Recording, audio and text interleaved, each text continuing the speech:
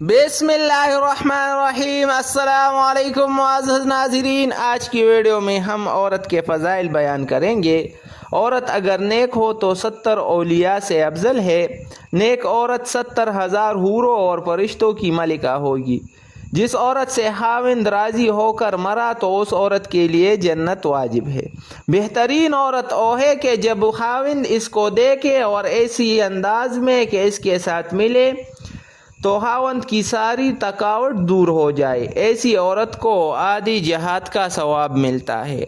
नेकोकार औरत का जब बच्चा पैदा हो जाए अल्लाह पाक उनके अमाल नामे में 70 साल की नमाज का सवाब लिख देते हैं। बच्चा की पैदाइश के वक़्त जो दर्द होता है, एक रग के दर्द के बदले में एक एक हज। जो औरत घर का हर काम बिस्मिल्लाह से शुरू करती है तो घर की हर चीज़ उसके लिए दुआ और इस्तिग़फ़ार करती है और घर के खाने पीने की अशिया में बरकत होगी। हकीकत तो ये है कि अगर औरत में दीन का शौक़ और नेक अमाल का जज्बा पैदा हो जाए तो आने वाली नस्ल पर बहुत असर पड़ेगा। औरतों के सीधा हो जाने की वजह से बच्चों का सीधा हो जाना खुद बखुद हो जाएगा, इसलिए कि बच्चों की तरबियत करने वाली अक्सर माई ही होती है।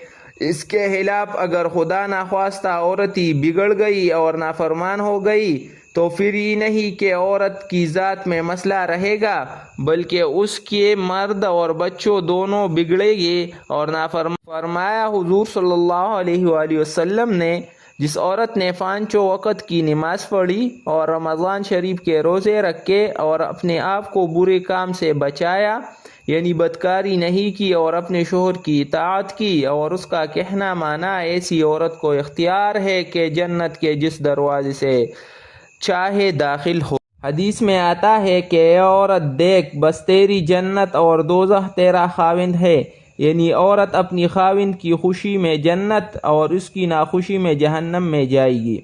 हदीस शरीफ में आता है कि तुम नामहरम औरतों के पास आने जाने से बचो। एक सहाबी ने अर्ज़ किया, या रसूलुल्लाह सल्लल्लाहु अलैहि वसल्लम, बतलाइए क्या शोहर के भाई यानी देवर बेतकल्लुफ़ अपनी बाउच के पास आ जा सकती है? फरमाया, औरत के लिए मौत है। हदीस शरीफ में है कि जिस औरत के 3 नाबालिग बच्चे मर जाए और वो उन पर सब्र करने और सवाब की उम्मीद रख के, ऐसी औरत जन्नत में ज़रूर दाखिल हो।